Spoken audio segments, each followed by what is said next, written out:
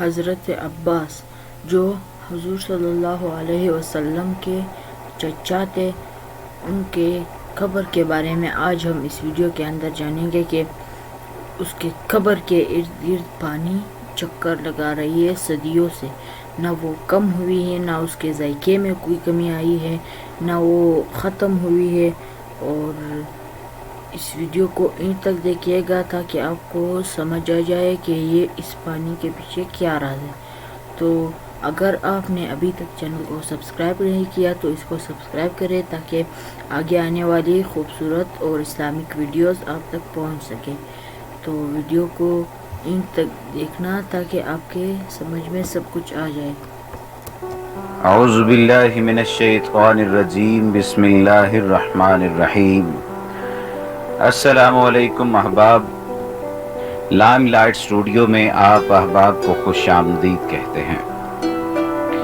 آج ہم آپ کو حضرت عباس غازی عباس علمدار کی قبر اقدس کا سرداب اور پانی کے بارے میں بتائیں گے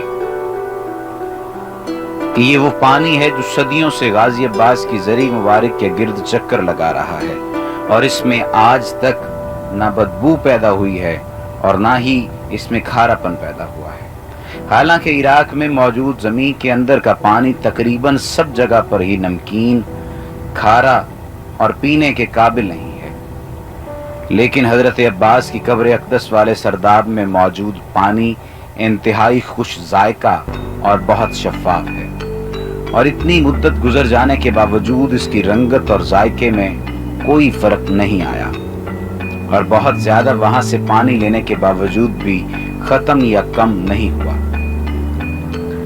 اگر ہم اس پانی کے راز کو جاننا چاہیں تو ظاہری طور پر اس پانی کی اس طرح موجودگی کا راز اب تک کسی کو معلوم نہیں ہوا۔ بس خدا اور اس کے خاص بندے ہی اس پانی کے اصل راز کو جانتے ہیں۔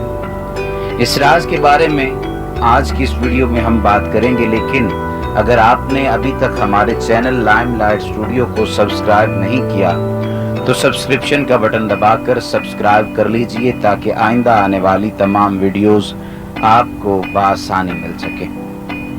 جیسا کہ میں نے پہلے بتایا کہ عراق میں موجود زمین کے اندر کا پانی تقریباً سب جگہ پر ہی نمکین، کھارا اور پینے کے قابل نہیں ہے، لیکن حضرت عباس کی قبر اور قبر اقدس والے سرداب میں موجود جو پانی ہے وہ انتہائی خوش ذائقہ اور بہت شفاف ہے۔ اتنی مدت گزر جانے کے باوجود بھی اس کی رنگت اور ذائقے میں کوئی فرق نہیں آیا، اور بہت زیادہ وہاں سے پانی لینے کے باوجود بھی ختم یا کم نہیں ہوا۔ شاید ہو سکتا ہے کہ کربلا کے میدان میں شدید پیاس کے باوجود بھی حضرت عباس نے پانی پر قبضہ کرنے کے بعد اپنے آقا حسین اور ان کے اہل و عیال کی پیاس کو مد نظر رکھتے ہوئے پانی نہیں پیا تھا، لہٰذا اس مرتبہ شاید خود ہی پانی حضرت عباس کے پاس چل کر آ گیا ہے۔ اس پانی کے بارے میں گفتگو کرنے سے پہلے ضروری ہے کہ پہلے اس سرداب کے بارے میں کچھ بیان کیا جائے۔ حضرت عباس کے روضہ مبارک کا ایک سب سے اہم حصہ سرداب ہے کہ جہاں حضرت عباس کی حقیقی قبر اقدس موجود ہے۔ یہ سرداب 8ویں صدی ہجری میں بنایا گیا تھا، لہذا اس زمانے کے فن تعمیر کے مطابق اوپر والے حصے کی نسبت سرداب کی دیواریں انتہائی عریض اور موٹی بنائی گئی ہیں، بلکہ اوپر والی عمارت کی دیواریں سرداب کی دیواروں کی آدھی چوڑائی سے بھی کم موٹی ہیں، لہذا اس وجہ سے قبر مبارک والا پورا سرداب اوپر والی عمارت کے برعکس بہت ہی تنگ ہے۔ اس میں موجود گیلریاں اور راستے دیواروں کی بہت زیادہ چوڑائی کی وجہ سے تنگ گلیوں کے مشابہ ہیں۔ سرداب کی عمارت کے بارے میں بیان کرتے وقت ہم کوشش کریں گے کہ حرم کے نئے ادارے کے زیر نگرانی، جو کہ 2008 سے عراقی کمپنی شرکت الحلوق العراقیہ کی طرف کی جانے والی سرداب میں ترمیم اور تعمیر کو بیان کرنے کے ساتھ ساتھ اس جدید تعمیر اور ترمیم سے پہلی والی حالت کو بھی بیان کریں۔ صحن کے شمال مشرقی حصے میں زرعی والی عمارت کو شمالی گیلری کی دیوار میں ایک خوبصورت نقش و نگار والا دروازہ لگا ہوا ہے۔ یہ دروازہ ایک کمرے میں کھلتا ہے کہ اس کمرے کی چوڑائی 3.18 میٹر ہے، اور یہ کمرہ تقریباً 2 मीटर तक गैलरी की दीवार के अंदर है। इस कमरे की दीवारों पर फर्श से लेकर 2 मीटर ऊपर तक संगमरमर लगा हुआ था कि जिसको हटाकर इसकी जगह नया और आला दर्जे का संगमरमर लगा दिया गया है। और संगमरमर से ऊपर वाला हिस्सा पहले फकत एक श्वेत दीवार थी, लेकिन अब नया संगमरमर लगाने के बाद सारी दीवार को क्रिस्टल के टुकड़ों से मुज़य्यन कर दिया गया है। और ये सारा काम 2008 के निस्फ में मज़कूरा शुदा मंसूबे के तहत हुआ था। और इसी तरह इस कमरे का एक और दरवाजा भी है कि जो शुमाली गैलरी में खुलता है। ये दरवाजा सोने का है। यहाँ पर पहले चांदी का दरवाजा लगा हुआ था कि जिसको 2007 में तब्दील कर दिया गया।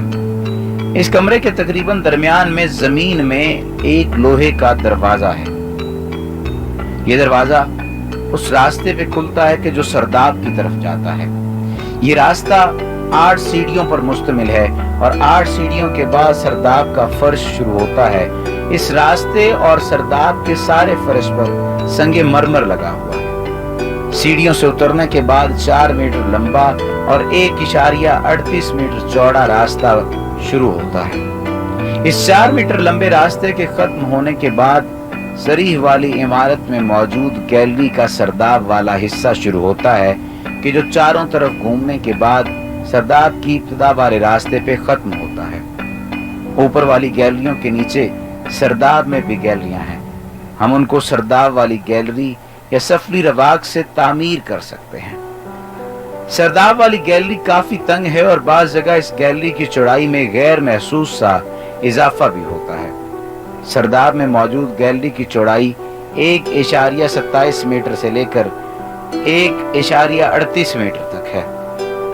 सरदाब वाली गैलरी में बाज़ जगह कब्रें भी हैं और गैलरी की जो दीवार हजरत अब्बास की कब्र अक़दस के करीब है उसमें महराब नुमा ताक बने हुए हैं। बाद में उनके सामने दीवार बनाकर उन्हें बंद कर दिया गया था, लेकिन मज़कूरा मंसूबे के तहत इस दीवार को खत्म करके नई दीवार बनाई गई है और इस दीवार में सुराख रखे गए हैं।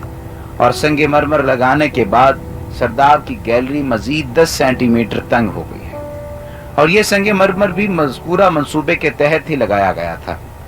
सरदाब में बने हुए जो महराब नुमा ताकों की तादाद है वो 13 है और ये सब पैमाइश में एक दूसरे से मुख्तलिफ हैं। इनमें से 2 सरदाब की शुमाली गैलरी में हैं और इनमें से एक हवा के लिए बनाए गए शुमाली रोशनदान के मशरिक में है और दूसरा मगरिब में है और 3 महराब नुमा ताक मगरबी गैलरी में हैं। इनमें से 2 हवा के लिए बनाए गए हैं।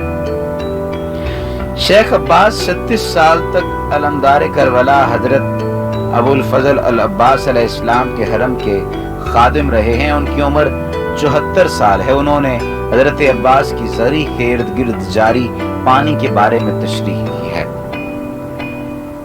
36 साल तक अलमदार करबला हजरत अबुल फजल अब्बास के हरम के खादिम और 74 साल उम्र और सरी के इर्द गिर्द जारी पानी के बारे में उन्होंने कहा कि पहले 2 चश्मा सरदाब मुतहर में मौजूद थे। 400 साल पहले से ये पानी यहाँ मौजूद था जब पाइपलाइनों का वजूद नहीं था।